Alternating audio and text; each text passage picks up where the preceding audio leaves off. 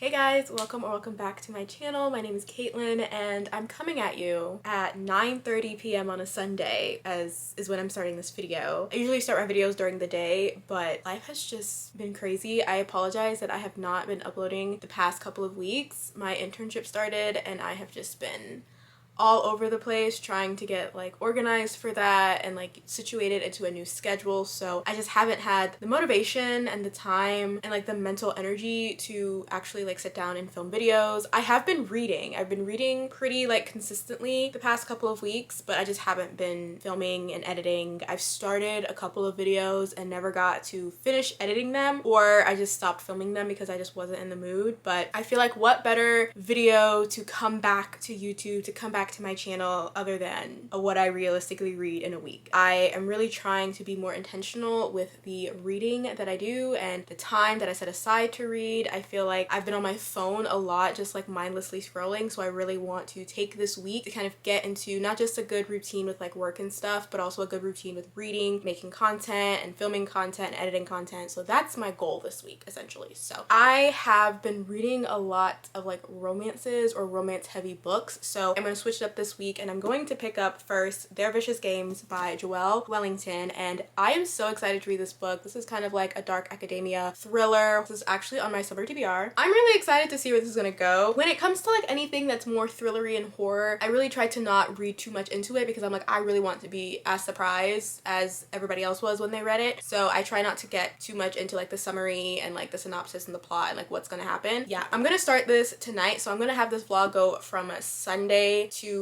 night to Friday night. So I don't know how much I'm gonna get done tonight because I'm already tired. I want to go to sleep. I will start this and I will see you guys when I have updates. I don't know how many pages I'll get done this week. I don't know if this is going to be the only book I read this week. We will see. This is what I realistically read in a week.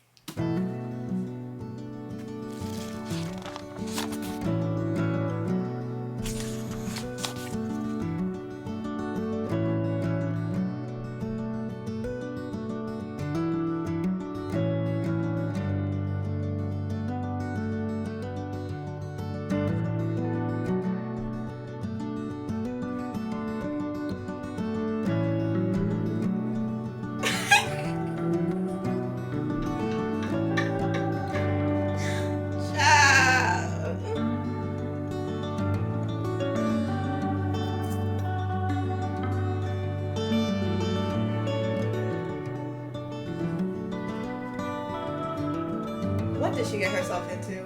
I'm waiting for the light to adjust. There we go. All right, I'm here with my first reading update on Their Vicious Games. I read only the first chapter yesterday, so that was only about 13 pages, and then I was ready to go to sleep. And then I got back from my internship and I was on TikTok for a little bit too long, but I did start reading and now I am on chapter 7 on page 67, so I already have thoughts. Okay, so this book follows our main character. Her name is Adina Walker and she attends a very prestigious academy. The best comparison I can say is she's essentially the Mitchie from Camp Rock in this academy. So it's kind of like a PWI, but there are other black students in the school, but they are of like high class, high rank. Their parents have money, their parents come from wealth, those type of things. Whereas Adina is only in this academy because her parents work there. So are you seeing the comparison that I'm making between Mitchie from Camp Rock and Adina in Their Vicious Games? However, everybody knows that her parents work there and that she is not here because she is of wealth and that she is very different from kind of like the class status from everybody else in the school. So it's not a secret, unlike Mitchie. So there's that. And the book starts off at the graduation from this academy where we learn that Adina's acceptance into Yale has been revoked because something happened between her and another student, and that caused the college to take back her admission. We quickly find out why her admission was revoked, and it's kind of just like a big eye roll situation, but she is very, very determined to get back into another Ivy League and kind of still be successful in life in the way that she wants to do. And something that I'm already already noticing about this main character is that she is very, very determined to be successful and to win essentially at life, and I fear that is going to be a detriment to her in this book. So there is an end of year party where she's not really invited to. Her best friend's brother is invited, and then she is basically her best friend's +1. So both of them are not invited to the party. They're kind of like outcasted, but they go anyways because Adina wants to talk to Pierce Remington. Pierce Remington is part of the Remington family, and they are the ones that host this huge competition. Well, it's not huge, it's very secretive actually, but it is a very important competition that they host. It's called The Finish, and basically they invite 12 girls that they think are ambitious and they're bright and things of that nature, and they invite them to their home for 2 weeks and they compete in a competition. A lot of people want to be in this competition and want to be invited because if you win, you basically have the influence and social backing that the Remingtons provide for you. Like, it's basically the best letter of recommendation you could ever consider. If you want to go to an Ivy League like our main character does, you're gonna get into an Ivy League no matter what happened. If you want any type of success in life, you have their backing, you have their resources, you have their power behind you. And I feel like this entire book is just going to be kind of a commentary of that power that people of this status have and what that power can do for you, and to what extent, to what degree will you put yourself through to get that level of power, to have access to that level of power. And I fear, like I said, our main character Adina, I feel like she's gonna put herself in some muddy waters. And I'm already getting a very weird vibe about this competition. I got a weird vibe from the beginning because why is the competition called The Finish? And isn't it interesting that we only hear about the people who win the competition? I have yet to hear about the other girls who competed but didn't win. Like, come on now. I'm not dumb. I'm not stupid. I'm not stupid. So anyways, Adina is at this party. She's trying to talk to Pierre. She's trying to put in a good like impression because she wants to be invited to this competition, and talking to him, maybe she can get there. She gets into the competition. She gets the invitation. The invitation was really like formal and like very, very serious, and it was like relaxed, but also we're dealing with like a very powerful family. I don't know. And then she goes to the Remington house and she meets some of the other girls, and that's kind of where I'm at right now. And already we are getting a very weird vibe. Adina is already noticing that things are weird, and it feels like some of the other girls have an idea or have better insight into what this competition is than Adina. I'm just very curious to see how her relationship with some of the other girls in this competition, because who knows what can happen. And there are some relations with some of the girls already in this competition, but I wonder how her relationship with some of these girls in the competition are going to be tested. And I just want to know, like, what's the tea with this competition? That is my update. That's kind of the story thus far. I feel like once we get into the competition, things are about to get real. They take their phones away, which Adina is already like, I don't like that. It's over 2 weeks, the contest, and it's 3 main competitions. So you have the ride, the raid, and the royal, the 3 R's. But it's also interesting, like, kind of how this competition came about, which it goes a little bit in like the invitation letter that they give the girls when they are selected, as to kind of like the backstory behind the competition. But like I said, I don't want to get into all of that because I don't want to say too much about everything, because I feel like, you know, some things I'll be quiet about so you can experience it and read it for yourself. But yeah, that's where I'm at right now. I'm probably going to read a little bit more tonight. I don't think I'm gonna stop right here, but I wanted to give you guys kind of like a first update, first impression. I am liking it so far. It goes by like pretty fast. Like, the plot is moving at a pretty good speed. This book is only a little bit over 400 pages, so we'll see how it goes. I just hope that my girl Adina has the brain. I think she does, but I think she's going to be tested really, really bad and like really harshly in this book. I don't know why. It's kind of giving Hunger Games. Like, it's like the stakes just feel so high. I'm going to read some more, and then I will update you guys at some point, maybe tomorrow morning, with more of my thoughts, depending on how far I get into this book.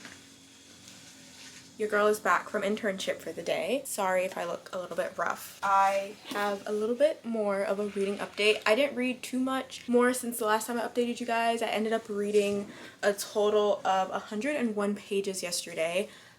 This book was starting to grip me, you guys, and I did not want to put it down, but I cannot read anything remotely scary when the sun goes down because I just get the heebie-jeebies. So I unfortunately had to put it down, even though I didn't want to. But I am currently on chapter 11. I'm going to try and do a good bit of reading today, but kind of an update of where I was last time. We have a better understanding of the games, and something about the games was revealed, and it's so unserious. Like, I guess this is one of the first major plot twists that we're getting in this book. And once it was said, I was like, really? This is what we're doing? All of this for that?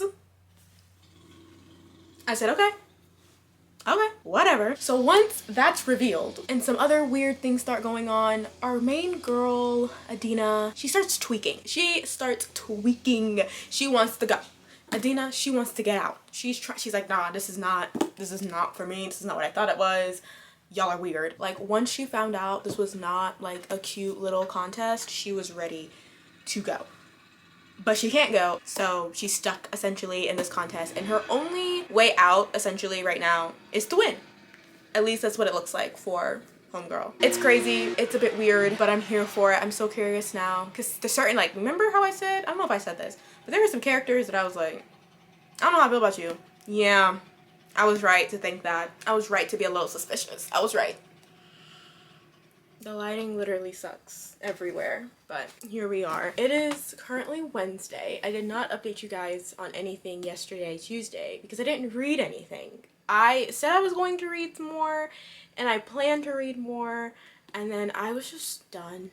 Yesterday, I was just over it, and I was like, I don't have the energy to pick up this book to read. I did read today. I think I said I stopped on chapter 11 on Monday, and then I read a good bit today. I am currently now on chapter 17 on page 196, so I've read a total of 80 pages today. It's 11 p.m. I'm not reading any more of this book for the night. This book is getting a little bit absurd. The group of girls that they chose for this contest this year, the most insane group of girls I have ever read about in a very, very long time. And there's like different groups and cliques and things like that, and you're seeing how people are strategizing to win this competition, people who are playing it safe, people who are trying to be the villain and trying, you know, they want to win really badly.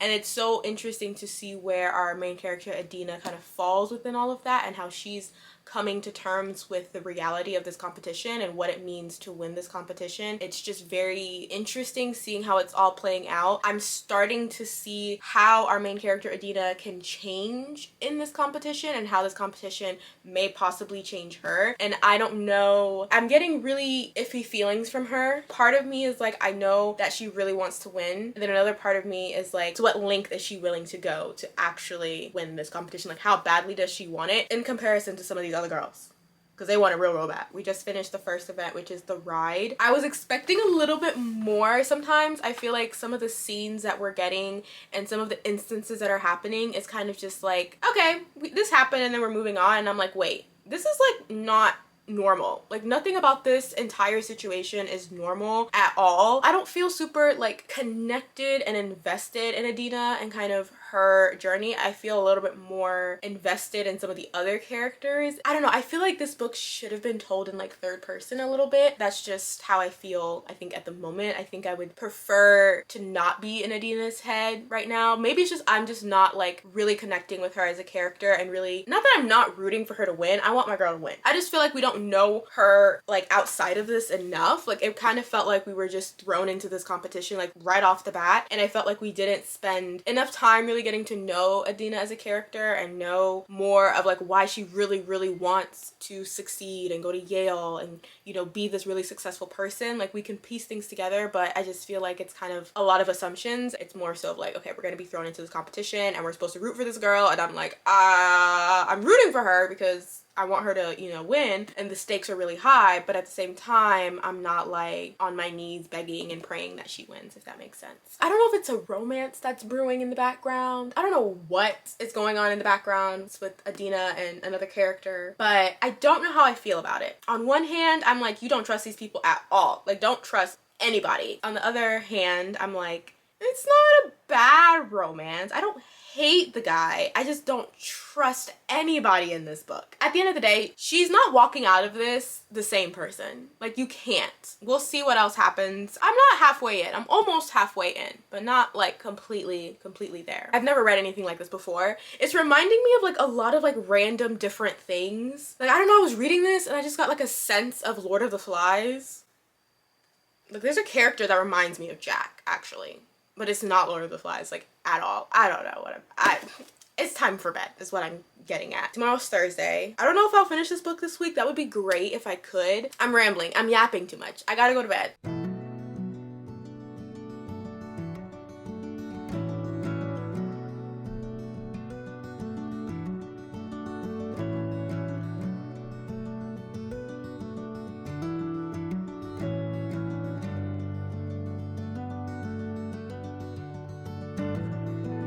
Girl, I don't know what you're about to do, but don't do it.